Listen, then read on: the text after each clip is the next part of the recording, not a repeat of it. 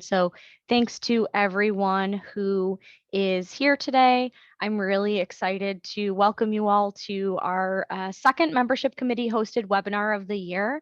If you were at our first webinar, thanks for coming back. If you're new, my name is Alyssa Orlando. I'm one of the members of the membership committee. I'm joined by several of my colleagues today, and we're just really excited to introduce you to some of our chapter presidents and to let you know a little bit about what our chapters have to offer in NAGAP. So thanks again to everyone. If you do have questions, we are in webinar format today. So for those of you, I think most of you are probably familiar with webinar at this point, but you can drop your questions in the Q&A box and we'll go through them and answer them towards the end of the presentation. Feel free to chat us as well. If you need assistance, we're more than happy to help in whatever way we can. So I'm going to introduce our panelists because that's really, I think, why everyone's here, to meet three of our chapter presidents. So I'm introduced Chad first. Chad Baker is currently the Director of Graduate Recruitment and Admission at Millersville University in Pennsylvania. He's served as the Pcapp chapter president since last year, and he's worked on the executive board for a number of years as well. He's been in the profession for over 15 years, and he's been in GEM for 5 years. He also has a master's degree in organizational development and leadership from Shippensburg University, and he also received his bachelor's degree in history as well from there. Some fun facts about Chad at the bottom. I'm not going to run you through them because I think everybody can read them, but Chad, if you could just give everyone a little hello, welcome. Yeah, good afternoon, everyone. Thanks for having me. Thank you, Chad. So next up, I'm going to introduce Katie Ann Mason. Katie Ann is the president of NAGAP, the New England Region chapter. Should have mentioned Pcapp is Pennsylvania, for those of you unfamiliar with the crazy acronyms that NAGAP provides us. Katie Ann's worked in graduate enrollment management for over a decade, and she's been in NAGAP for much of that career. She's been a member since 2011. She's currently the Associate Director of Graduate Admission at Bridgewater State University in Massachusetts, and she's worked in both public and private education. She has a master's degree in higher education from Boston University Schools of Education and a bachelor's degree in history as well from Simmons College. She's also part-time faculty at Bridgewater State in the Department of Theater.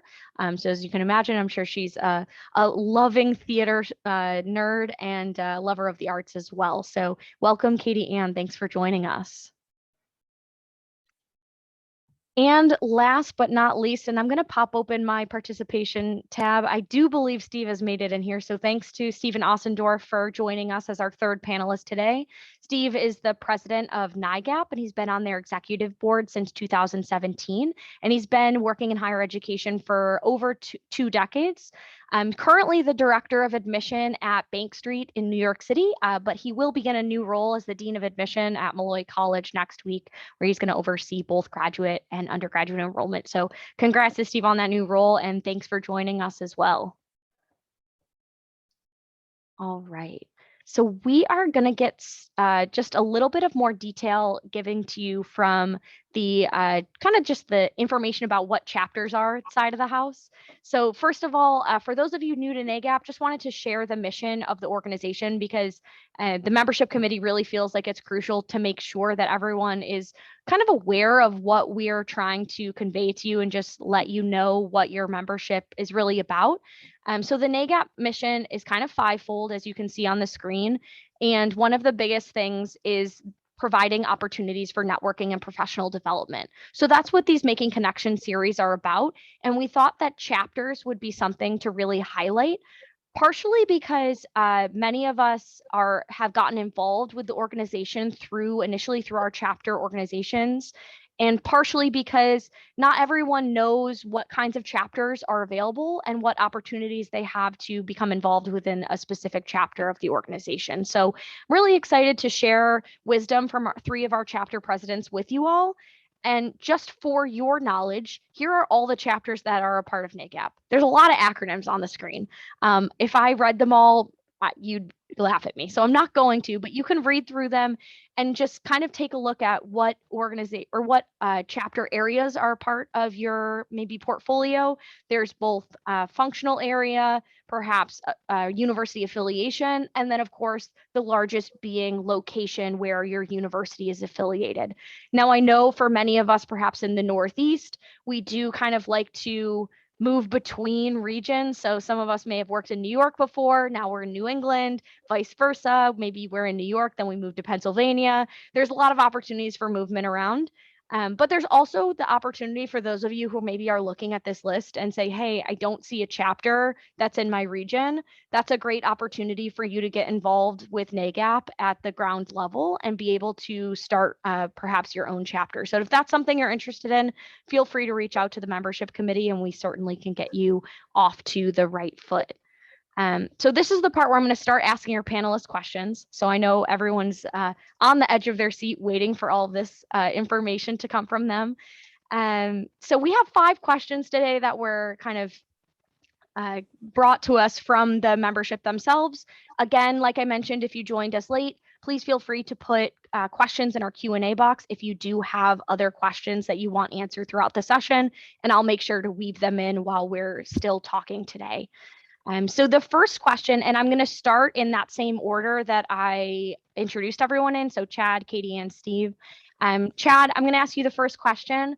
What do you think the benefit is of joining a NAGAP chapter in relation to just having the national membership, and maybe share some of your experience as well? Sure. Yeah. Thank you. And thanks again for having us here today. I think that for me, at least, one of the biggest benefits is being able to connect locally or geographically. In our case, Pcapp is a regional chapter, obviously all of Pennsylvania, and being able to connect with others within our state and have a network that is accessible has been a huge benefit for us. And that's true on the national level as well. But I think when it comes to kind of how we have things clustered with our chapters, either geographically or by subject matter, it helps a lot to be able to reach out. I know specifically, even just yesterday, I got an email from a colleague at another school asking about our numbers for this year and how things were looking, moving forward, and just having that ability to be able to reach out and connect one-on-one and not feel like it's necessarily a competition. I think, too frequently we're obviously very focused on data and we're very focused on numbers and we're very driven by those things professionally. But I think sometimes it's important to be able to connect with the colleagues in the region and be able to share and see trends that are happening and share ideas and not feel like it's a competition overall. Yeah, I definitely relate to that. I think, just looking at how you can benefit each other rather than butt heads with each other. It's always something I think we're talking about within our regions as well. Katie Ann, I'll go to you. Same question. Yeah, so again, thank you for having us. I certainly agree with Chad on that. Some local trends are definitely a huge benefit to having the regional membership, local friends, to commiserate with and do networking events with.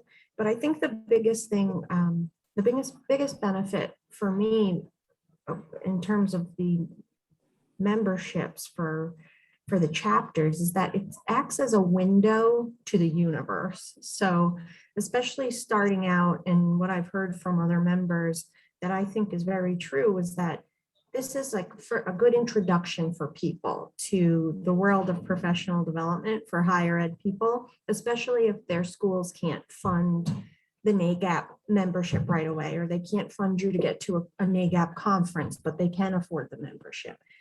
These chapters, we offer the events or we offer the cheaper memberships. And so you're able to get access to the professional development, the networking, and it's a good introduction to all of that. And in a lot of cases, certainly for me, it got me on the hook. And then I realized that this is a whole field that, in its own, that people believe in and they support. there's more for me to tap into. And I was able to kind of get my colleagues to buy in and my supervisors to buy in so I could access that.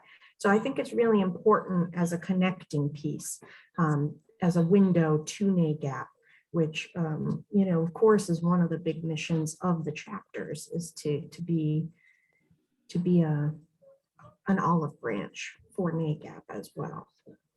That's such a great point, and it makes me think about how I think in our field, more than many other places in higher education, or at least the administrative side, is that we do have people coming in from outside university life, people who've never worked in colleges and universities before. And higher ed networking and professional development can sometimes be a little daunting. I went to my master's degree in higher education, so I feel like maybe I got a crash course in going to ACPA or going to some of the really big conferences and conventions. But for those who maybe are coming in from marketing or from sales or from another background where they don't have that experience, I think that can be a great point, like Katie Ann just said.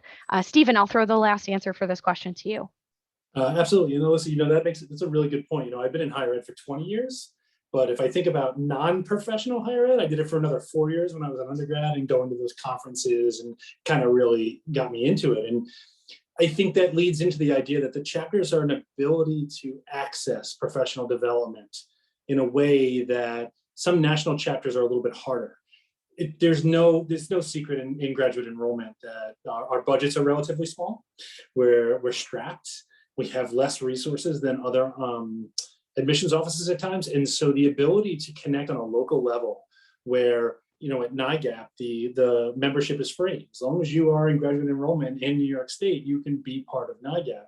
And you do not have to be a member of NAGAP to do that. Now, we want you to take that step and we want you to go in that way, but you can take advantage of all the benefits of NAGAP without being a member of NAGAP, which allows for that access, right? You have access to professional development. You have access to networking. You have access to other institutions that have been doing, and professionals who've been doing this a little bit longer.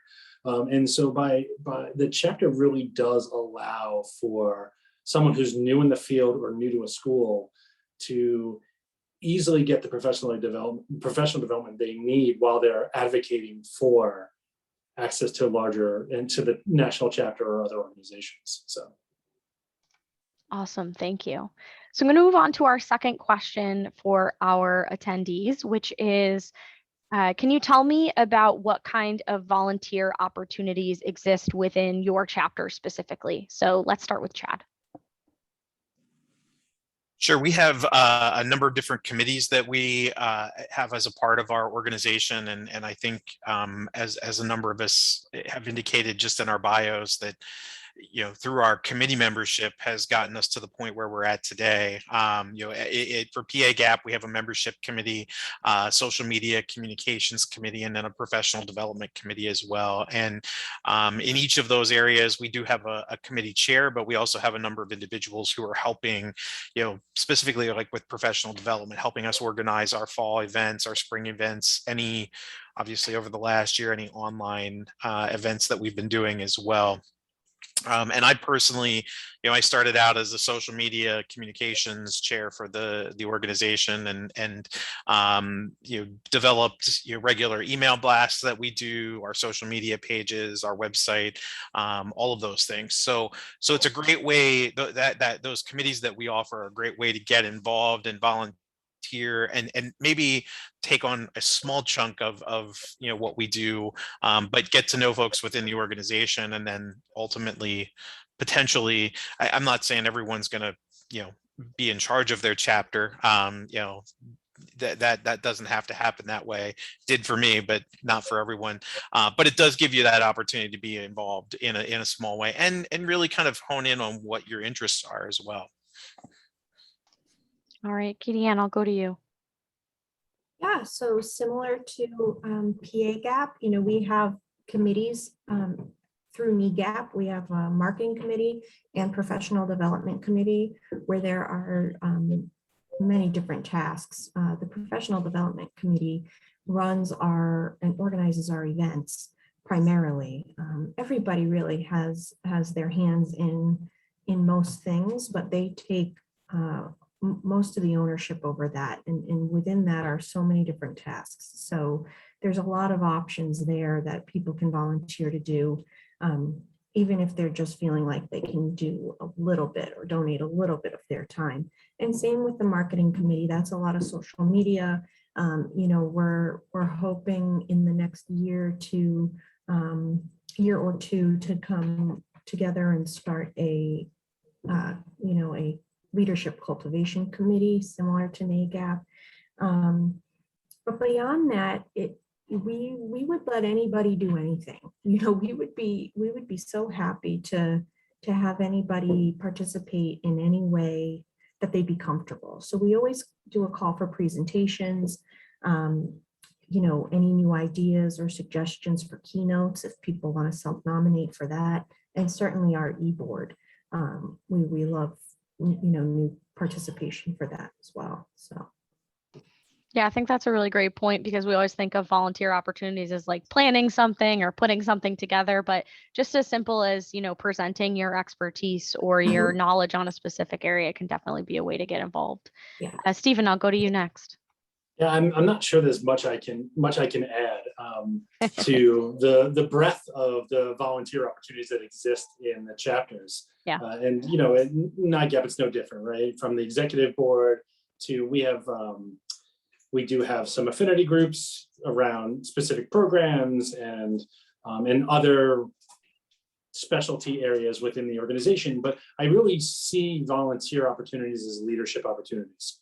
Right, as you're moving through your career and you are looking at the next step and where you want to go, having taken on a leadership role in a local or national organization shows where you're going to next, that you have this ability to do your job and to multitask and move on, and shows that you are vested in your career and in your area.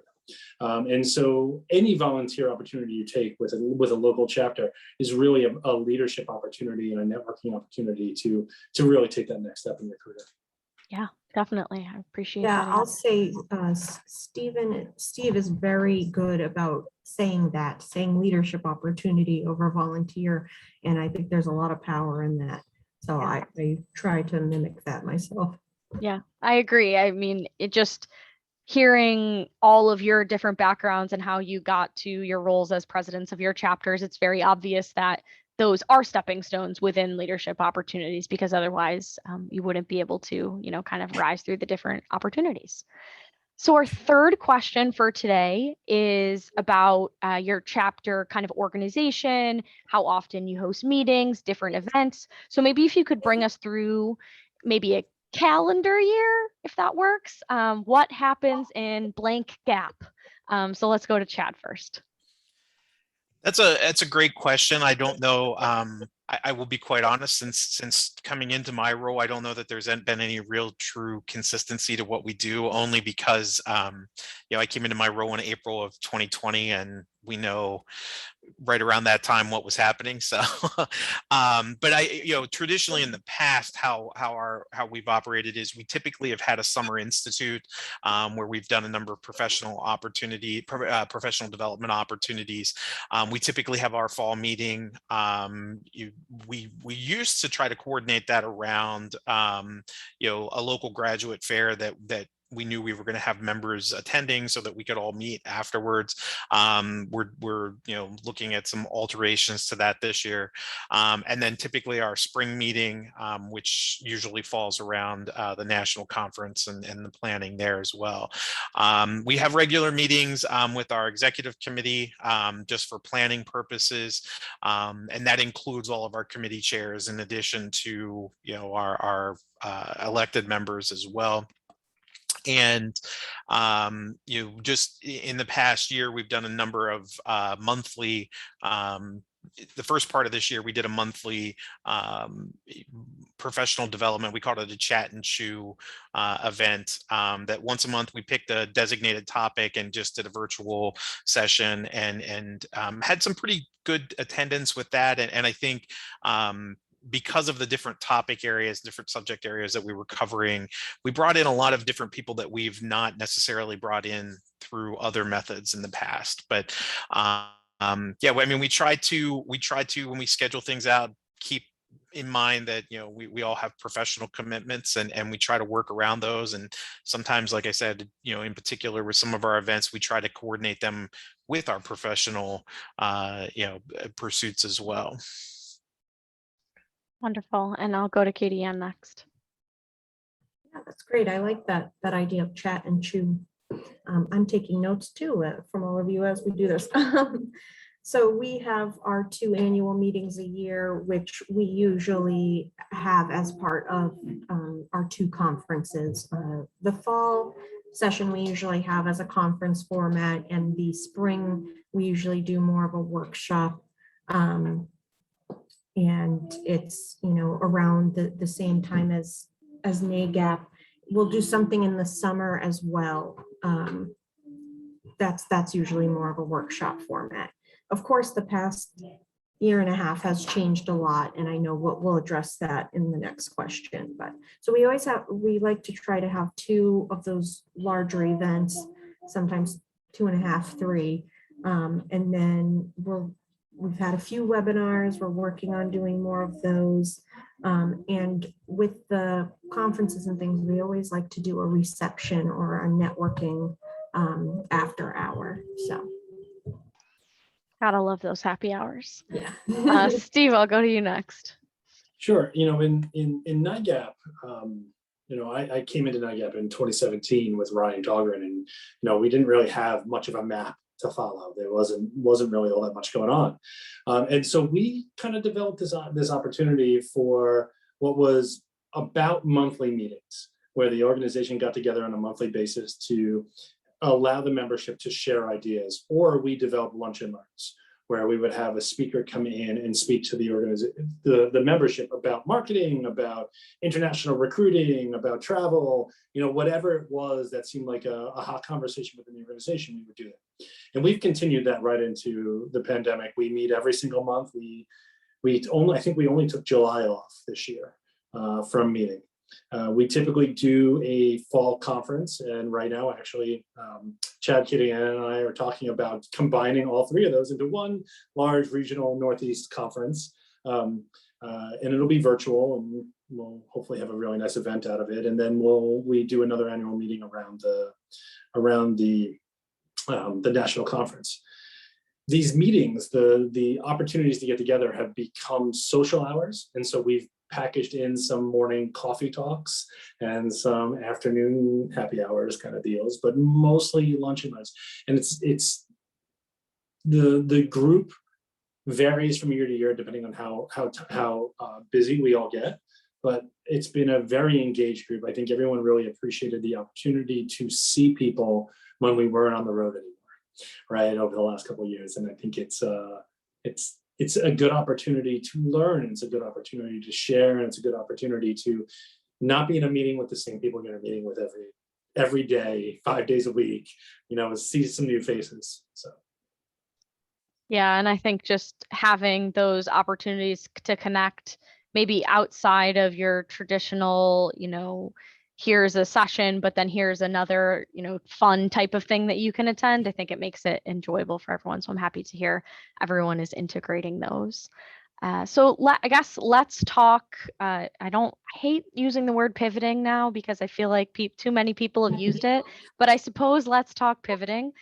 So obviously the pandemic's kind of shut down all of our in-person events so far.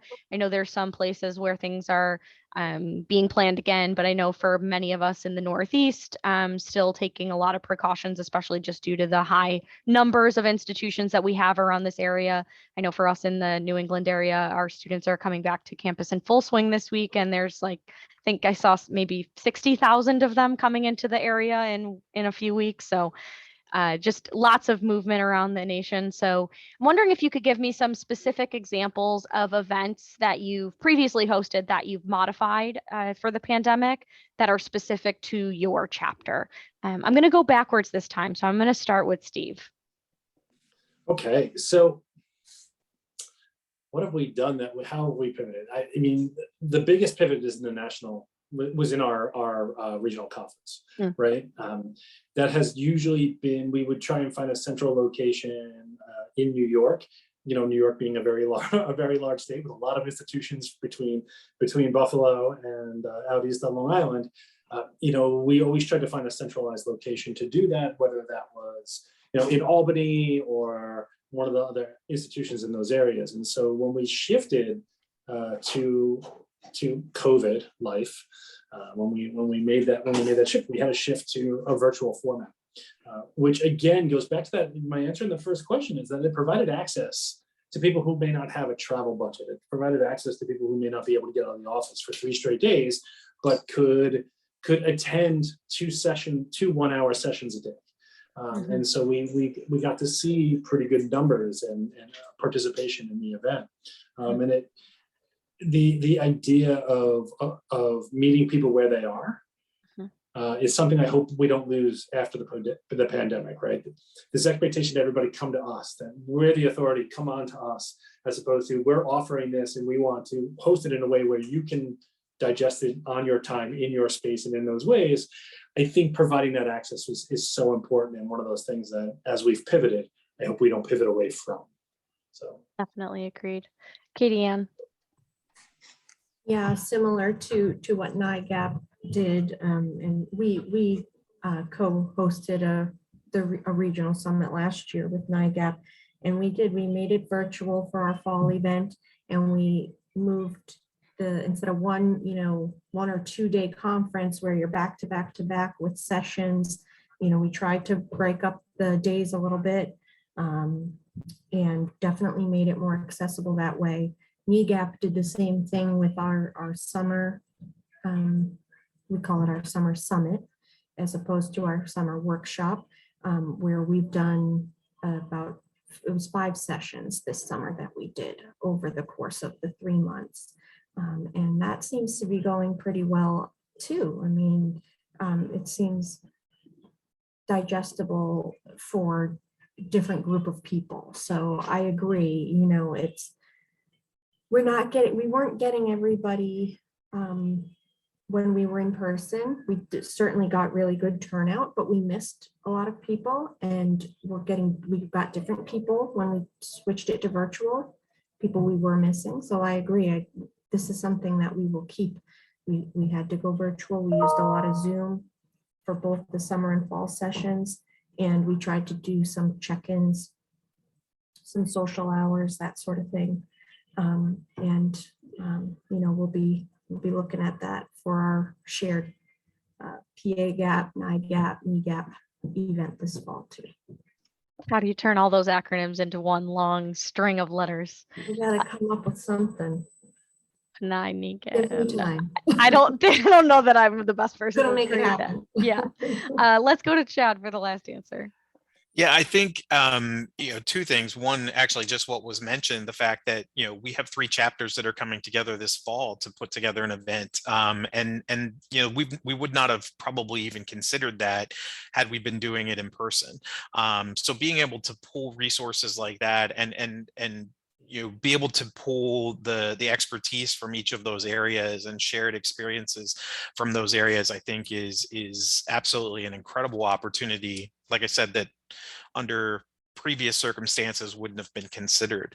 But the other thing I think, and I mentioned, our chat and choose earlier, the whole purpose behind that and the whole thought process behind those originally was that, we get to see each other when we were doing live in-person graduate fairs, and we all know that as professionals, when we would have downtime, you're talking to the person next to you, or you're talking to the person across from you, or you're sitting and having lunch with a colleague, and you're sharing things, you're bouncing ideas off of each other, and it's how's this going at your institution versus what we're doing at ours, and really that's why those chat and choose came about. It was not necessarily a replacement, obviously, for those in-person conversations, but it was bringing those conversations virtually online, and I think what we saw was, as I mentioned earlier, we saw a lot of variety in who attended those. We saw a lot of the same people, but we also saw a lot of new people coming in.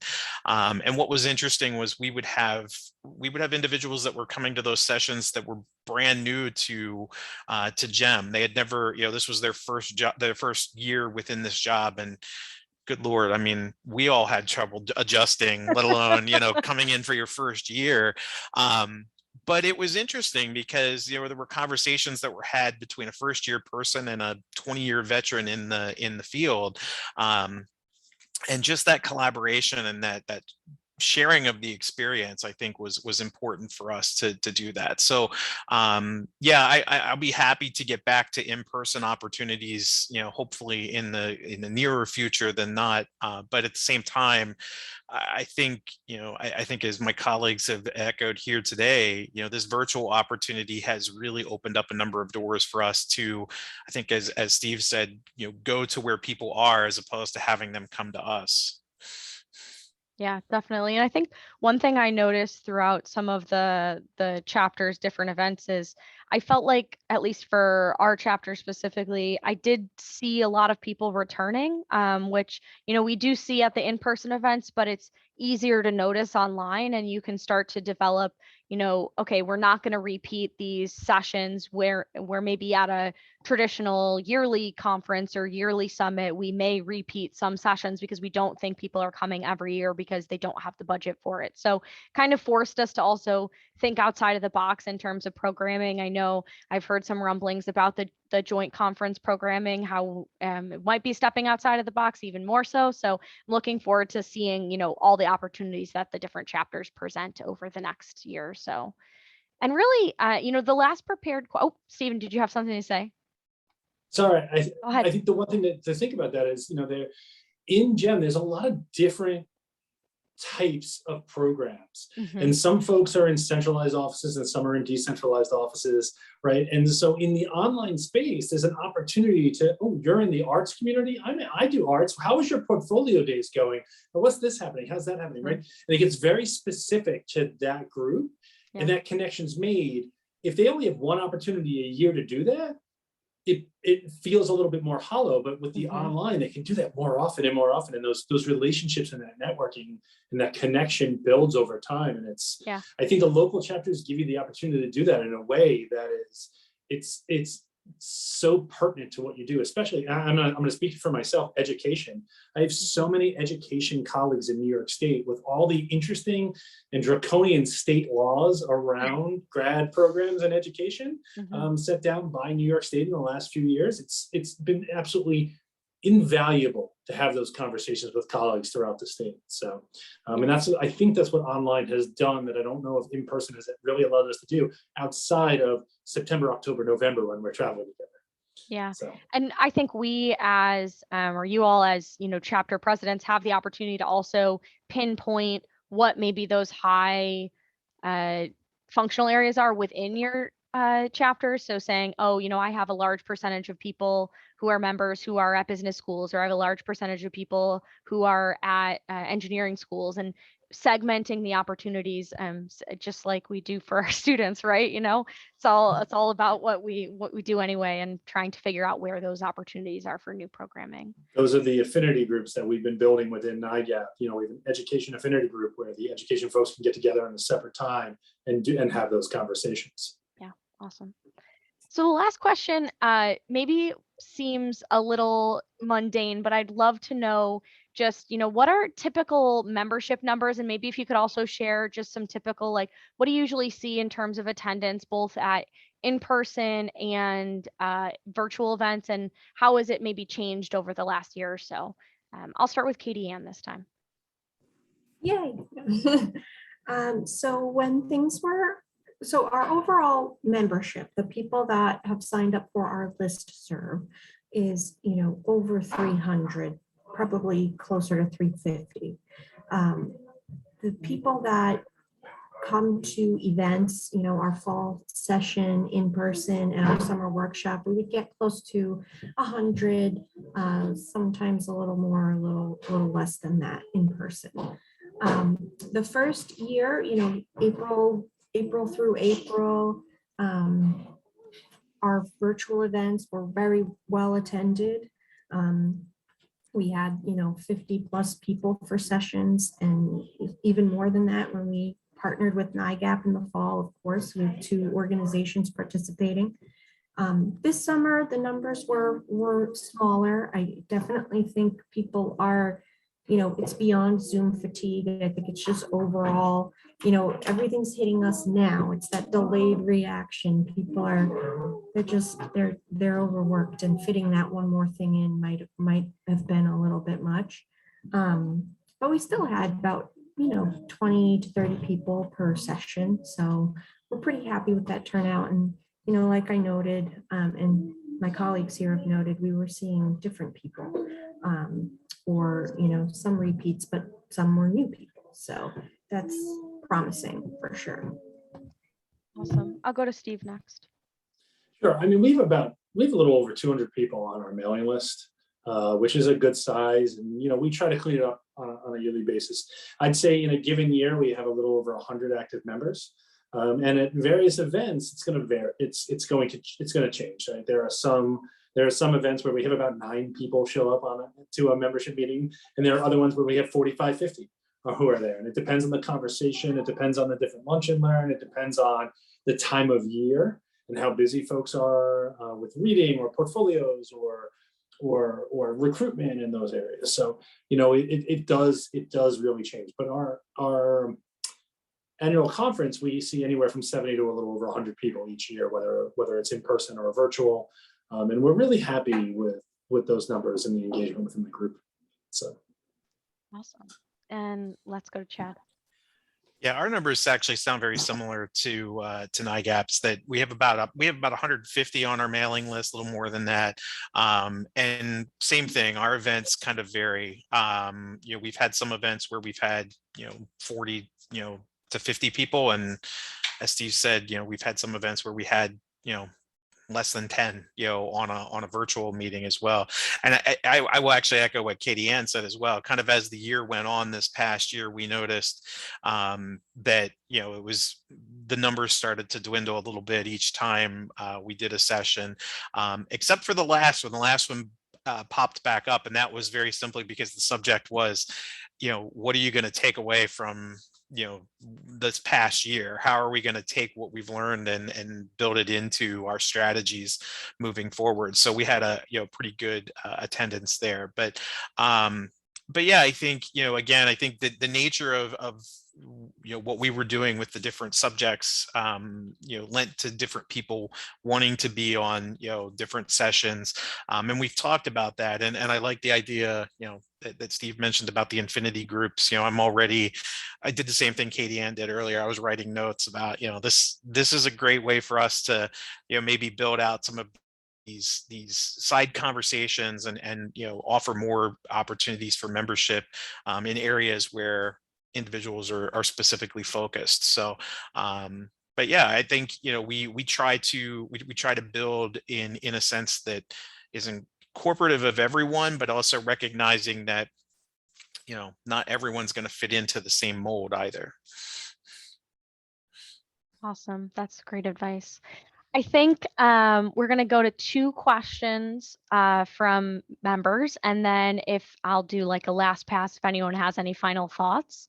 Again, like I put in the chat, everyone, if you have questions, please feel free to put them in the Q&A, or you can private message them to me directly. So that first question is going to be looking towards the future and towards the vision for the next steps of each of your chapters. So I'll go to Chad first. What opportunities do you see to grow your programming, your memberships, your committees in the next year or 2 for Pcapp? Yeah, thanks. I think I'll just add on to what I finished saying there. I think for us, it's going to be reaching out and developing those infinity groups and strengthening our current committees as well. We constantly are looking for feedback from our membership, and on a pretty regular basis, we reach out to them about what is it specifically that if we're going to hold a professional development summer session, what do you want to see? What is it that is of interest? I mean, there's always an interest in how do you market your GEM programs and that type of thing, but we also know there are some nuanced things that would bring in individuals that would benefit everyone within the chapter as well. So, so we're just constantly, looking for that feedback from our membership, and I think for all of us, the first chapter that gets to have the in-person, meeting, probably will win the big prize for the year. We're all going to be hurrying. We want to try to get back to that as much as possible. But I think for the time being, at least figuring out how we take what we currently are doing and continue to broaden that as well. Wonderful. I'll go to Steve next. Sure. So, I agree with Chad on the idea that the first opportunity we're going to have to get together as a group is going to be very exciting, and it's going to feel great. Hopefully there's not a lot of anxiety that goes with it. But prior to the pandemic, every time we were out on the road, we were setting up social events in certain areas of New York State to try and get everybody together from a NAGAP perspective. So, getting back to that's going to be great.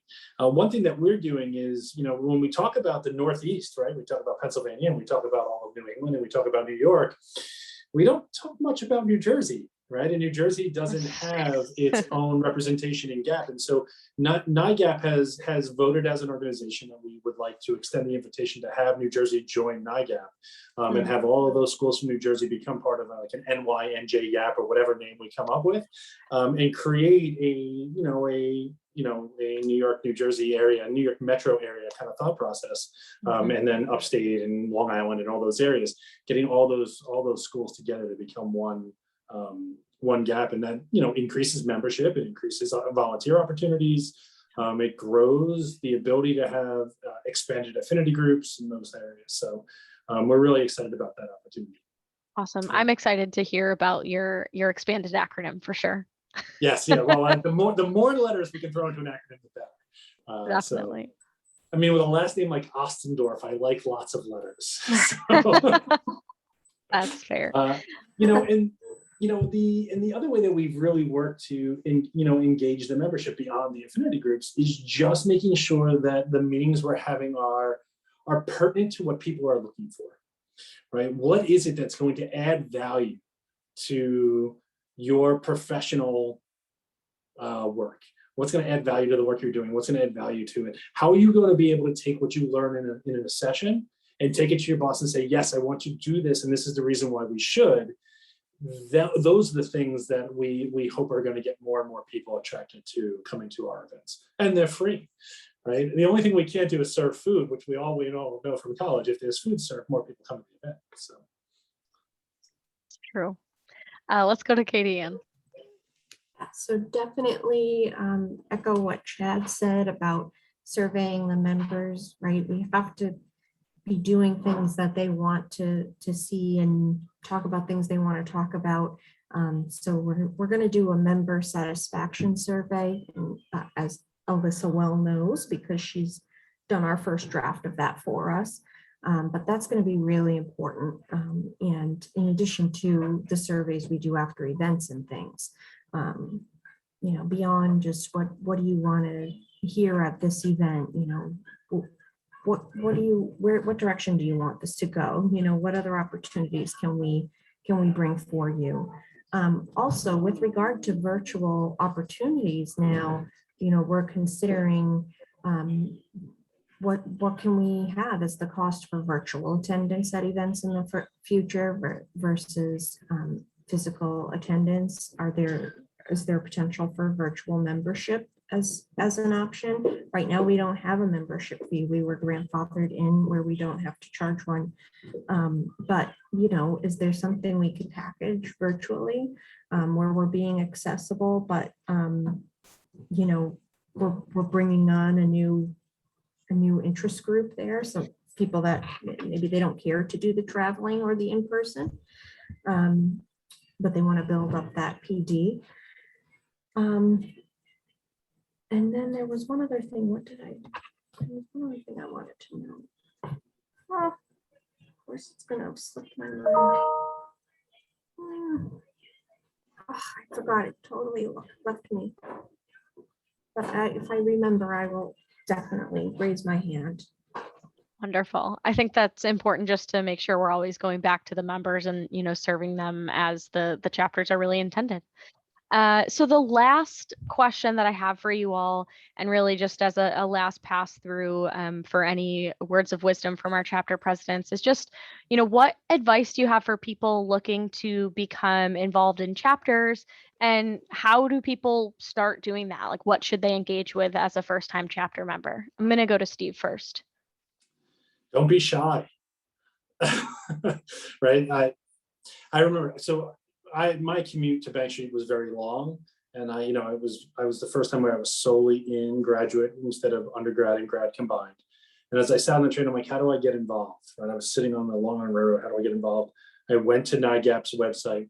I emailed the president at the time and said, I'd like to get involved. They're like, we're doing elections. I'll put you down for vice president. Right. That was how I got involved. I sent an email and I was put down. I was nominated for vice president in the moment. And I'm pretty sure Ryan has a similar story. And that's how we got involved. But it really does come down to just not being shy. We're going to send you the emails if you join our mailing list. Go to our websites, check us out on social media if we have social media. But you have to elect to want to be part of it. And once that happens, we're not going to leave you alone. You're going to get our emails. You're going to get our posts. You're going to get our invites to events and to memberships.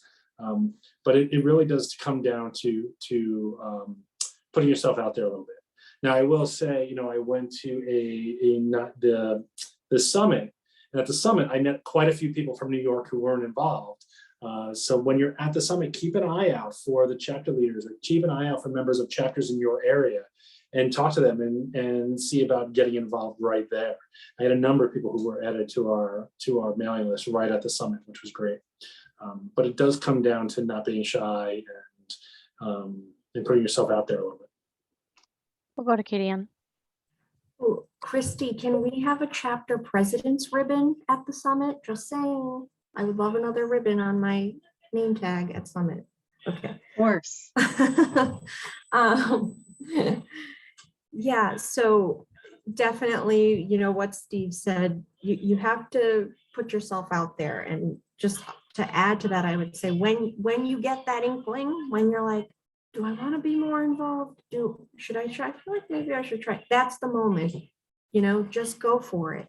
Because we're also in your field and totally respectful people who are going to understand that when you say you want to join and get some professional development, or you want to try something out, we're not going to pile a list of 25 things on you to do unless of course, you're up for that, in which case we could do that. But we understand, and you can set your limits, and it's good to go in, with that in mind too, and having those in mind. But as soon as you get that inkling that maybe I could try something, go for it, and just reply to one of those emails, or go up to one of the board members and just see what opportunities we have. Or maybe you have a new idea.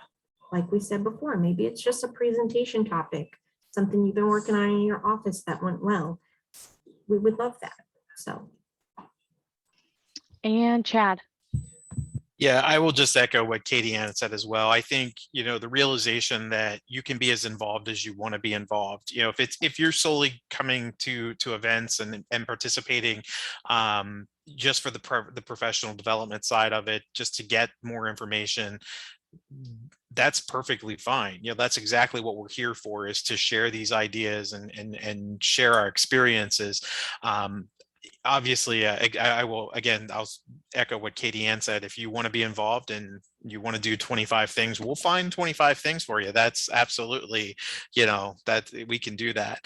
I know personally, I came into the organization having never had any GEM experience myself, working in other areas of higher ed. And when I first started in my position, it was this realization that knowing that I'd been parts of other organizations in the past that had helped me from a professional development standpoint, I immediately started to, look, are we, I went to our dean of the graduate college, and I said, are we a part of any organizations? And he mentioned that we were part of NAGAP, and I said, great, sign me up. I want to be a part of this. So, you know, and went to a few events, signed up for to do a presentation at one of our summer sessions, and like I said, the rest is history from there, basically. But I think as someone who's looking into these organizations as well, one of the things to think about is what's missing. What is it that maybe our chapter is not providing that is something that you feel like you could bring to the table, you know, whether it's from an experience or just that professional development side of things, or, you know, is it something that we should be doing as an organization that we're not? And you know, maybe you have a background in that area, or at least an interest in that area, that could, you know, invite you to the table as well. So so yeah, I think, you know, as you know, it's a great opportunity. You know, I think all of us talked about the fact that for our chapters, at least, there's no membership fee. You're kind of in the organization. Take advantage of that. There's few and far you know, few and far opportunities to do something at no cost. So take advantage of that, and I'm sure your budget offices will appreciate that as well. Definitely. All right, so I don't see any other questions in the chat. So I'm going to share the contact information from some of the members of the membership committee, some of whom are here right now, some of whom are not. Feel free to reach out to us if you do have any questions about getting involved. I know we'll send these slides out as well. Looks like we've got a little visitor. Thank you for the wave. I love it.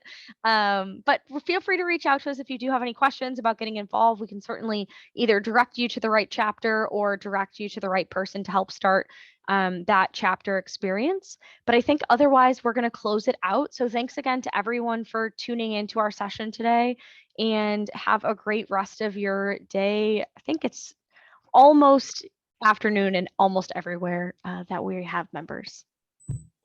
Thank you, you Alyssa. for having us. Great, Thank you, thank you. Alyssa. Thanks, Yep, thank you. everyone. Have a good day. Thanks all. Bye. Oh, Bye. thank you. Bye-bye.